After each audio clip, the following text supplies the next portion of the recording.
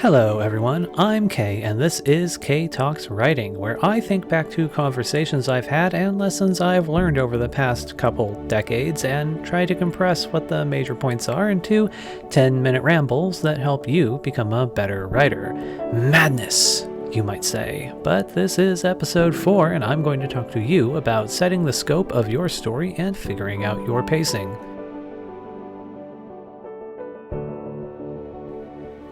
For most of my career, I've struggled with scope and pacing. I always thought it was funny in my undergrad classes when everyone else was struggling to meet the minimum length, and I'd lose points for going over the maximum because I could never seem to end a story. Of course, it wasn't that simple. When I was still very young, I tended to write very boring stories in which things happened very slowly, because I would take a close, detailed look at every single character moment and try to infuse it with meaning, and for some reason I didn't like scene cuts. My stories always grew out of control, and they only got longer in rewrites because I could never bring myself to cut anything. It would just add in an attempt to bring more meaning to my story. These things are still my greatest struggle, by the way, but I learned a few things to help me deal with them. Probably the most important thing that ever happened to my writing was my discovery of flash fiction. This was back in the early 2000s, which was a lot longer ago than I wish it was. Back then, flash fic was newly popular and taking hold in sci-fi communities. The whole point was to write a complete story beneath a utterly draconian word count, usually 1,000 words, often shorter. I discovered 365tomorrows.com, where flash fic was described as 500 words. That site still exists and publishes fiction every day, by the way. So I went through a phase where I wrote absolutely terrible flash fiction. I think that in my entire life, I've written maybe 5 or 6 passable pieces of flash fic, though I went through a phase where I'd write 2 or 3 of them a day. I've accumulated hundreds of these crummy little stories, each one of them an important learning experience. The fact that they're bad stories doesn't make them wastes of time. There's no such thing as wasted writing. Learning flash fic taught me a lot of important lessons. Such as, you absolutely need to know the scope of the story you're telling before you start, and strip it down to its essentials. This isn't just about getting under the word count, it's what flash fiction is all about. If you write a story of 500 words that has a bit of fluff in it, then you should have written it in 400 words. Your story needs to start at the right moment, with the exact right line, and every single sentence you write should be doing 2 or 3 things, communicating plot, theme, character, etc., so that you can fit it all in. Remember, it's got to be a complete short story, not just a fragment or a poem. In order to do this, you have to know what you're writing about. There's no time to meander and find your theme in the process, because you've got to be targeting your theme from the very first word. More than anything, I think flash fic taught me how to conceive a concept in its entirety and then actually strive for it as I write, with an ending in mind that I'm actually aiming for. Inevitably, writing this way taught me something that I've heard called writing down the page. I think that phrase comes from script writing, not fiction writing, but it gets used in fiction writing too. It means that everything you write is pulling the story forward to the next plot point, to the next event, the next meaningful dialogue. It's about not getting stuck, which is the enemy of good pacing. People who plan their stories in advance do have a natural edge on this, by the way, because you need to know what happens next in order to write toward it with a purpose. Now, I don't always like this. Fiction writing as a medium is well geared to hold the reader in meaningful moments, to force them to stay and watch, or pause and ponder. But if you don't know how to drag your reader down the page, you won't know how to emphasize a meaningful moment if you ever do try to pause. This is one of those things you need to learn how to do before you can choose not to do it. Learn how to strike a continuous pace, or you won't know how to stand still. Or maybe it's better to say, if you stop and smell every flower in the story, you're never going to get to the end, so you need to learn how to pick your flowers. By now you can probably tell that what I'm going to suggest is that everyone practices writing flash fiction. Ideally, I do think everyone should spend some time learning how to write briefly in whatever medium they prefer. There's this quote that I hate from Faulkner: "A novelist is a failed short story writer, and a short story writer is a failed poet." Now, keep in mind that Faulkner was a novelist, so that's a bit tongue-in-cheek. His point is that brevity brings skill.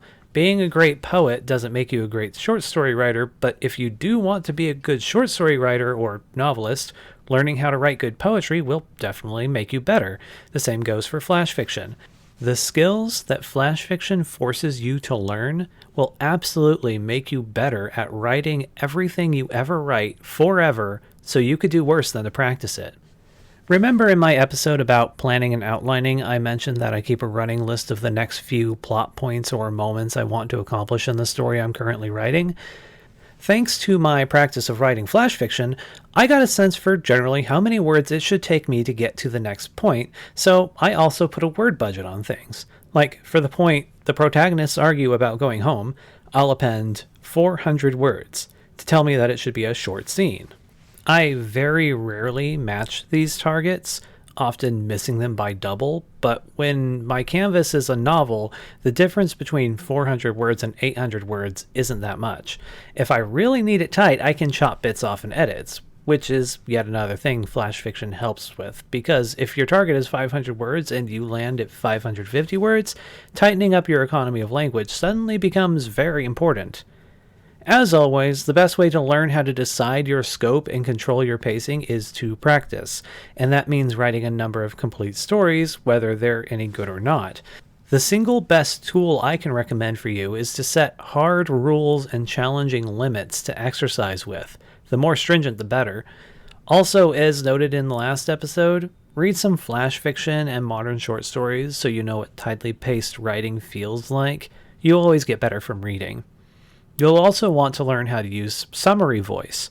At some point I'll do an episode on the difference between scene voice and summary voice, but in short, summary voice is where you say what happened without describing it. After work, John stopped into the supermarket for butter, so he got home a bit later than usual, as opposed to having a scene that describes the driving and the market and John coming through the door to his disappointed family. All of which is much inferior to just, John finally arrived in the kitchen at almost 6 o'clock saying, sorry I'm late, but now there's butter. Really, you'll want to learn how to skip large blocks of unimportant story and even marginally important story, which is implied by meaningful action elsewhere. And things that are actually described are only closely described in the most important moments, which, yeah, is a whole big thing. That's a whole set of skills unto itself. But you pick it up. Naturally, like the rest of storytelling, through reading and writing and talking about writing. We get a natural sense of this from how we tell stories instinctively, wanting to jump to the good parts. Just keep in mind that a great story is mostly just the good parts. Not always the action-oriented parts, but the most meaningful parts, the indispensable moments. The writer's skill is learning how to discern what those moments are in advance of the telling and to set up for those moments efficiently. Lately, I've been getting much better at telling tight short stories in a smaller number of scenes. The planner in me has started to take over the improviser for the time being.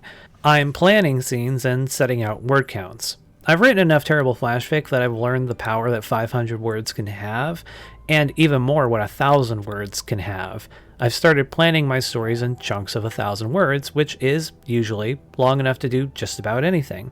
If I have a moment that I want to linger on and really drive home, I squish the rest of the scene into 500 words and really stretch that all-important moment into those extra words I just bought myself. But if you really need to do something of dire importance, something that calls for a huge expanse of words, then the tight pacing of everything else can earn you the right to spend 3,000 words on one eternal moment. But do remember that some of the best, most meaningful moments call for the least. As a rule of thumb that I try to keep in mind, the more dramatic something is, the more plain its description should be. 1,000 words about mourning and loss will always lose to Pablo Neruda's 2-line poem entitled Point. There is no space wider than that of grief. There is no universe like that which bleeds. Alright. On my way out, I just want to remind you that I'm Kay and this has been Kay Talks Writing, wherein I do my best to wrangle my rambling into something helpful for my listeners. Hopefully, some part of today's episode prompted a thought that you can turn into action or at least some meaningful pondering about what happens when you sit down to write. The background music is by Safk, spelt S-A-V-F-K, which can be found at youtube.com/SafkMusic. Here's where I don't try to sell you anything and don't drop my socials. But, actually I do have Twitter, so how about you find me on Twitter, which, yes, I'm still calling Twitter, at KTalksWriting, and go ahead and send me any questions you might have about writing, either the craft or the business. You might inspire an episode. For now, my suggestion is to find some flash fic to read, not hard to do on the internet these days, and then try to write some of your own, or write a narrative sonnet, or a prose poem, or whatever form of brevity you find most helpful. The point is to get good at thinking in concise and minimal moments, and how to move most quickly between them, so that when you really have a good thing to linger on, you've got plenty of room to stretch your limbs. Wherever you're listening to this, please give it a like, follow, or subscribe, so that next time I publish a ramble, you'll be here to listen. And bye for now.